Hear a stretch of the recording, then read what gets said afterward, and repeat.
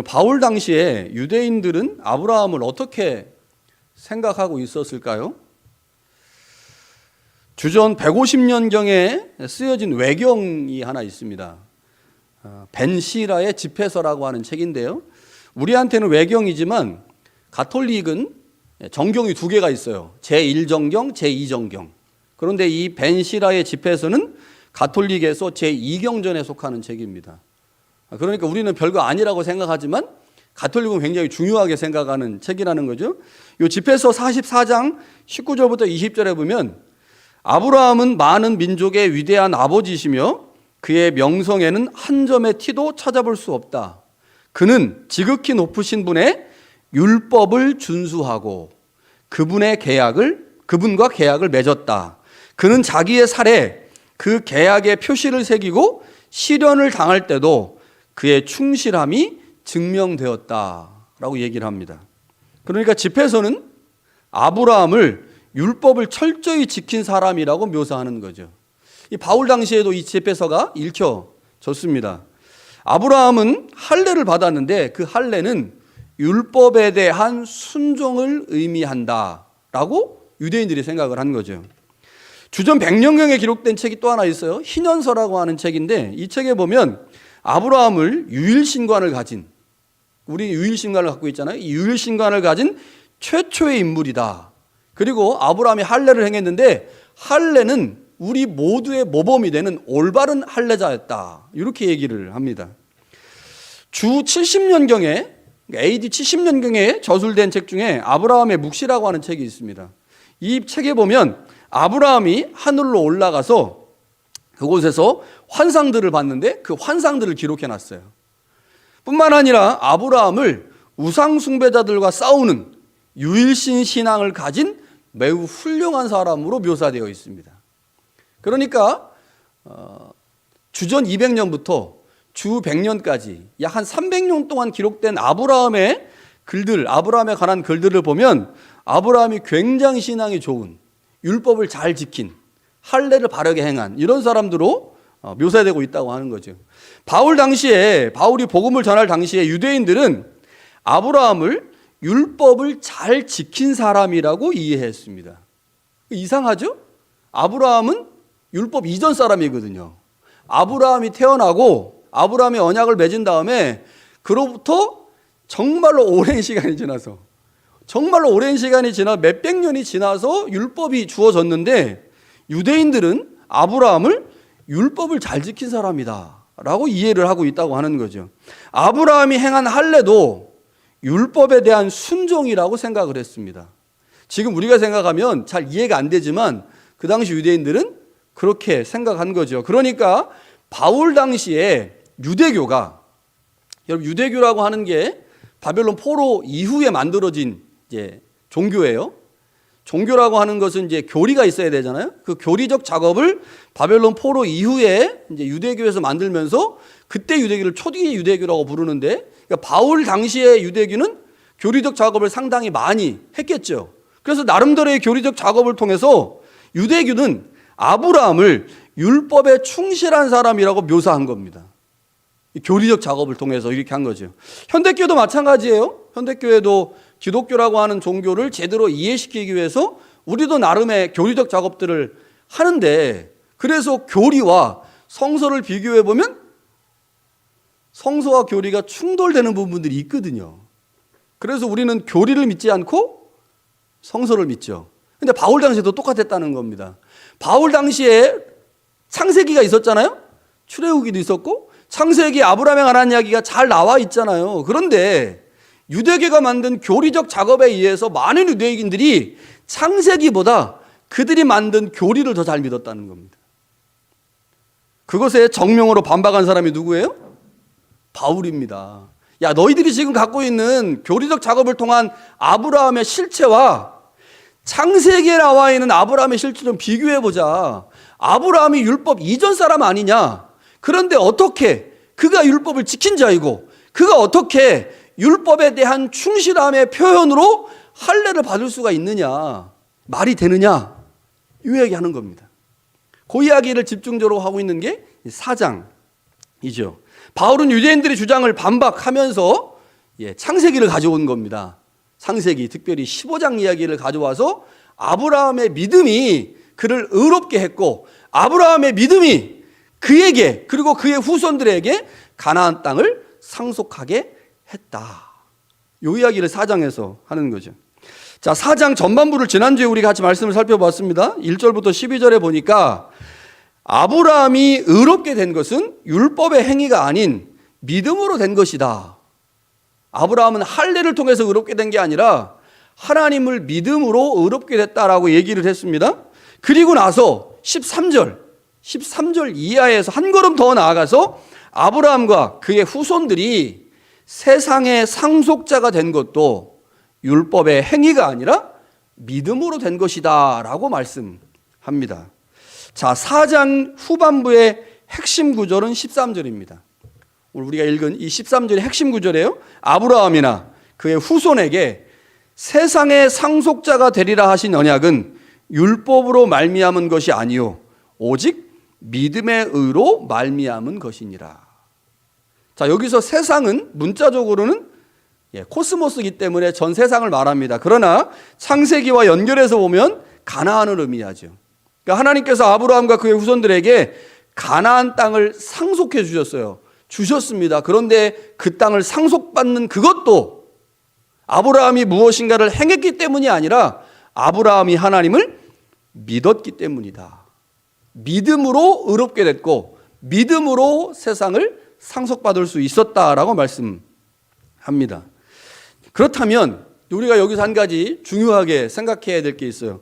아브라함의 믿음이 도대체 무엇인가이죠. 아브라함의 믿음이 무엇인가? 아브라함의 믿음이 무엇이길래 그가 그 믿음으로 의롭게 되고 그 믿음으로 세상의 상속자가 되었을까? 자, 로마서 4장을 보면요, 목적어를 동반한 믿었다가 세 군데 나옵니다.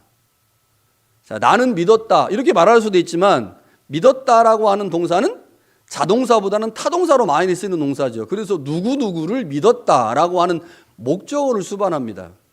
세 군데 나와요. 3절, 5절, 17절입니다. 3절, 5절, 17절.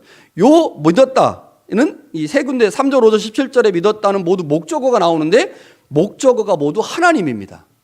그러니까 하나님을 믿었다, 하나님을 믿었다, 하나님을 믿었다. 그럼 주어는 뭘까요? 자, 3절과 17절은 아브라함이 주어입니다.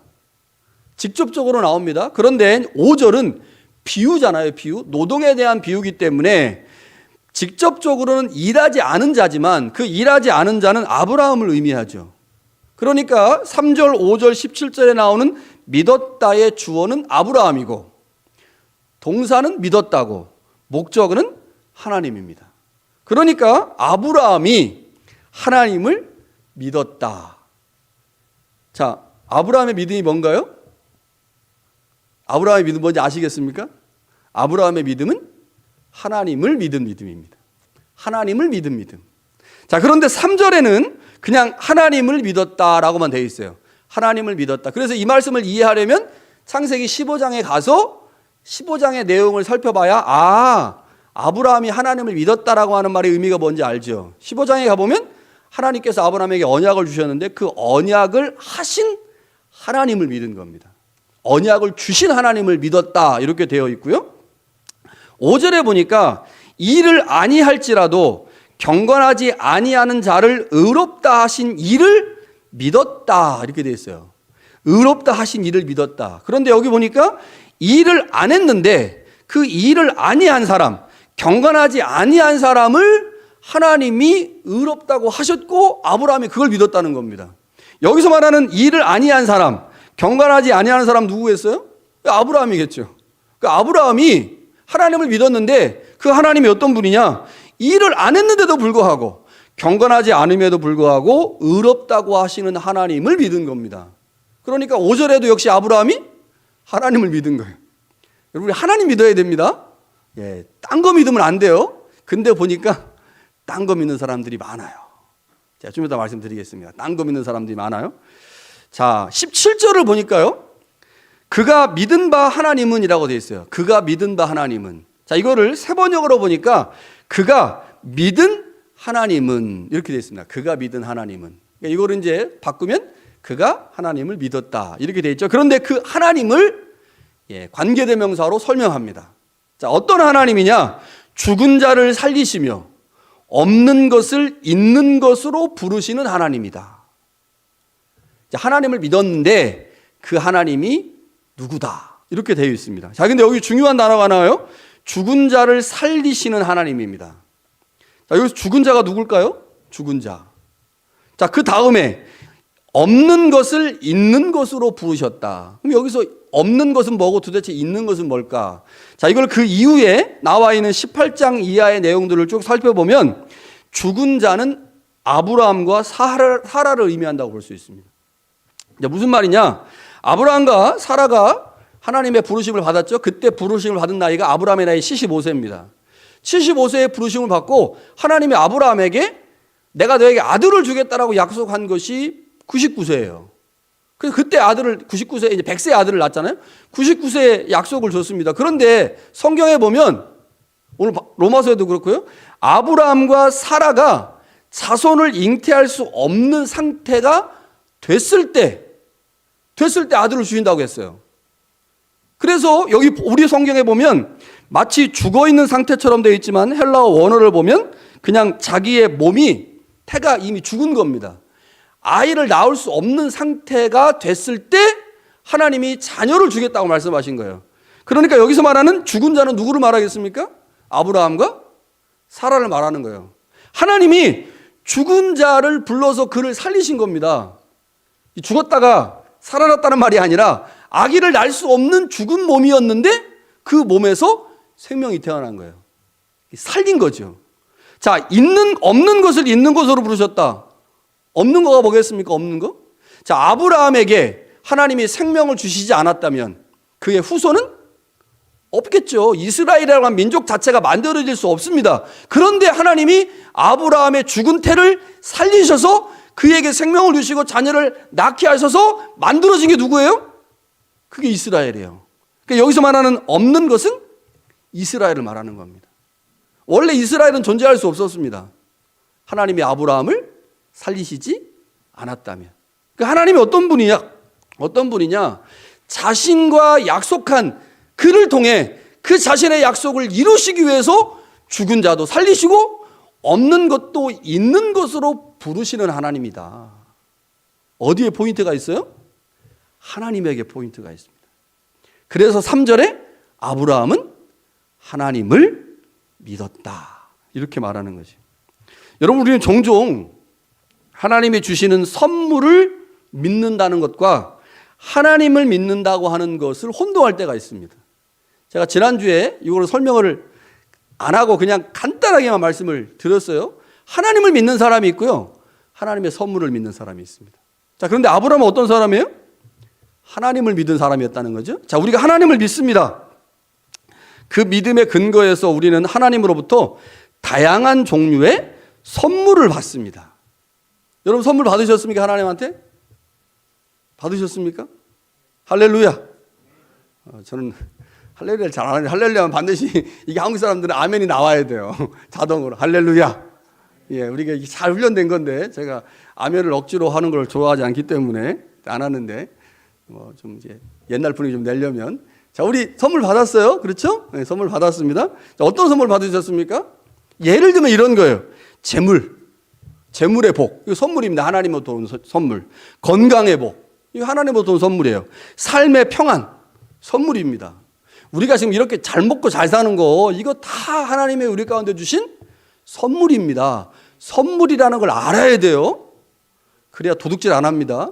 하나님이 준 건데 마치 자기 거인 것처럼 생각해가지고 막 움켜쥐고 사는 사람들이 있어요. 하나님이 불어버릴 수도 있습니다. 선물입니다. 은진아, 선물이야, 선물. 이거 잘 기억해야 돼요. 자, 그런데 우리가 선물을 주신 하나님을 믿기보다 선물을 믿을 때가 종종 있어요. 자, 어떻게 알 수 있느냐? 이렇게 알 수 있습니다. 우리에게 더 이상 선물이 공급되지 않았을 때의 상황에서 우리가 취하는 태도를 보고 알 수 있습니다. 선물이 계속 와야 돼요. 통장에 돈이 월급이 계속 들어와야 되는데 월급이 안 들어와. 그러면 이제 그때 나오는 태도를 보면 아, 저 사람이 하나님을 믿었는지 아니면 선물을 믿고 있었는지를 알 수 있다고 하는 거죠. 하나님을 믿고 있는데도 눈에 보이는 선물이 존재하지 않을 때, 하나님을 믿고 있는데도 눈에 보이지 않는 선물이 존재하지 않아요? 재물과 건강도 없어요? 나 하나님 믿고 있잖아요? 그런데 눈에 보이는 선물이 안 들어오는 거야. 없어. 그때 우리가 하나님을 믿고 있는지 아니면 하나님이 주시는 선물을 믿고 있는지를 알 수 있다는 겁니다.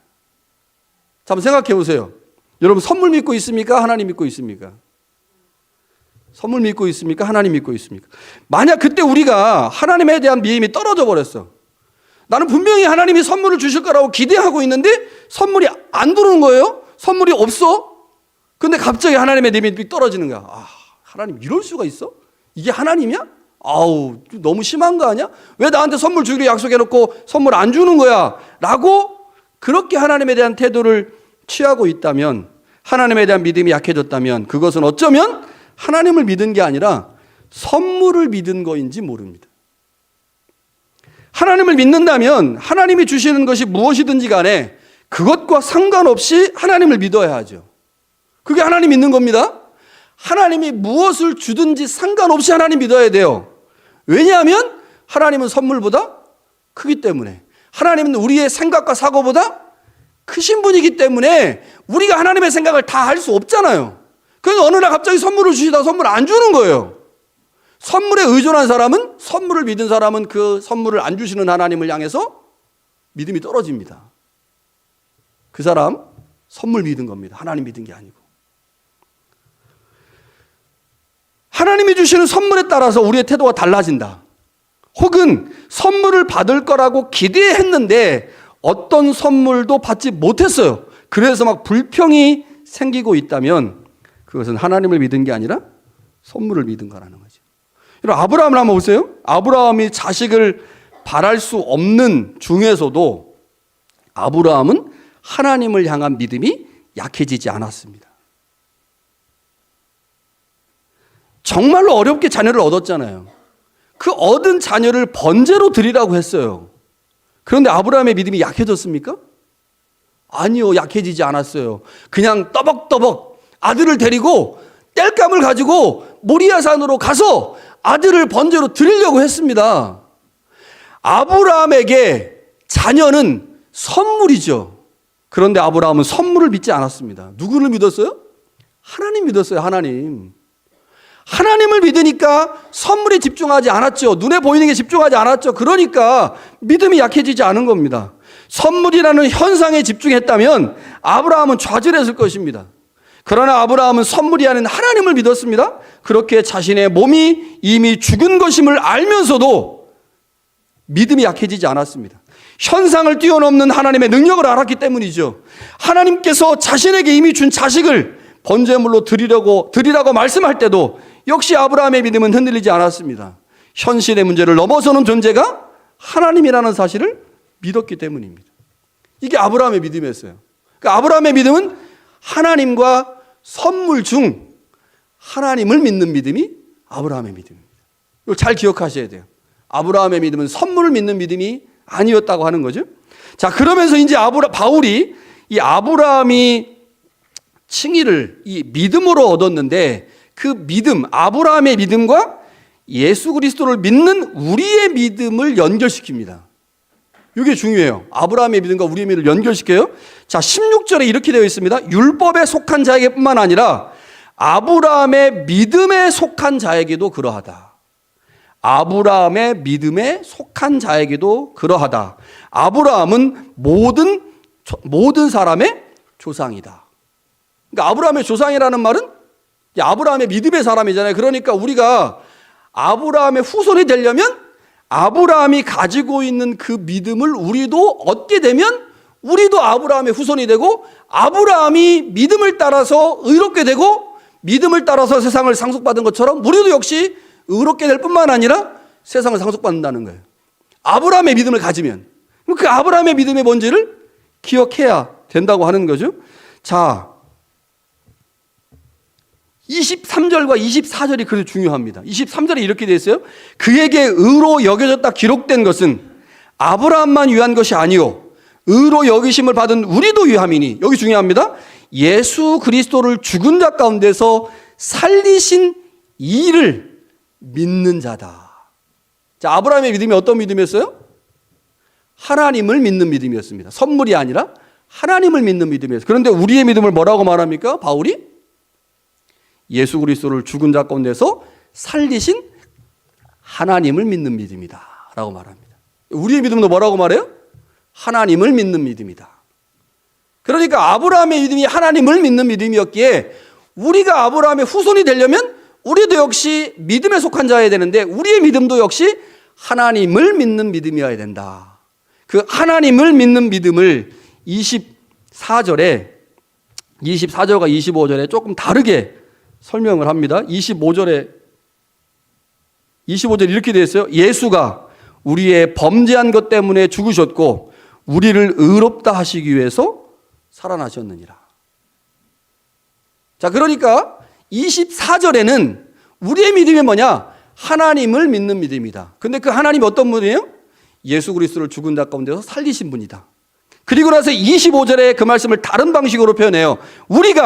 예수가 우리의 범죄함 때문에 죽으심을 당했고 우리가 의롭다 하시기 위해서 살아나심을 믿을 때 그게 바로 하나님을 믿는 거다라고 24절과 25절에 그렇게 설명하고 있습니다.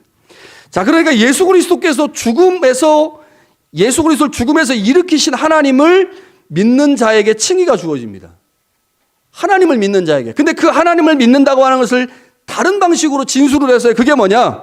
예수 그리스도의 죽으심과 부활이 우리의 것임을 믿는 자가 바로 하나님을 믿는 자라는 거죠. 그게 24절과 25절의 말씀입니다. 자, 3장에서 바울이 우리의 칭의를 설명하기 위해서 강조해서 말한 게 있습니다. 그게 뭐냐? 그리스도의 신실함입니다. 예수 그리스도의 신실함으로 우리가 의롭게 됐다라고 얘기해요. 그리고 나서 4장에 오니까요, 아브라함의 믿음을 말합니다. 그 아브라함의 믿음을 우리의 믿음과 연결해서 우리가 의롭게 되는 것이 뭐냐? 아브라함처럼 하나님을 믿는 거다. 그 하나님을 믿는 것이 구체적으로 무엇을 의미하느냐? 예수가 우리 때문에 죽었고 예수가 우리 때문에 살아났다라고 하는 사실을 믿는 것. 그게 바로 하나님을 믿는 거다라고 얘기하죠. 자, 3장에서는 분명히 그리스도의 믿음, 신실함을 강조했는데 4장에 와서는 우리의 믿음을 강조하고 있어요. 우리의 믿음. 자, 그래서 이제 오늘 이 설교 마지막 부분에 우리의 믿음에 대해서 한번 생각해 봐야 됩니다. 우리의 믿음. 자, 우리의 의로움은 전적으로 그리스도의 신실함 때문입니다. 우리가 의롭게 된 것은 그리스도의 신실함, 더 정확하게 말하면 그 피의 신실함이죠.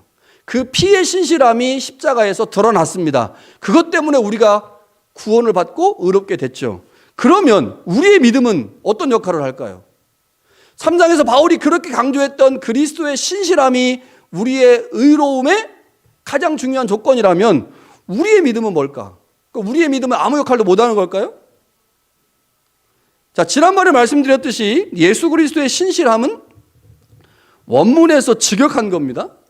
예수 그리스도의 신실함은 원문에서 그러나 믿음의 주체를 사람으로 보고 의역할 수도 있다고 그랬죠. 그러니까 원문을 그대로 번역하면 그리스도의 신실함으로 우리가 의롭게 됐다가 맞는데, 이 믿음의 주체를 그리스도로 볼 거냐 아니면 사람으로 볼 거냐에 따라서 우리가 믿는 것이라고 보게 되면 의역을 합니다. 그럼 의역하면 어떻게 돼요? 예수 그리스도를 믿는 우리의 믿음이 되죠.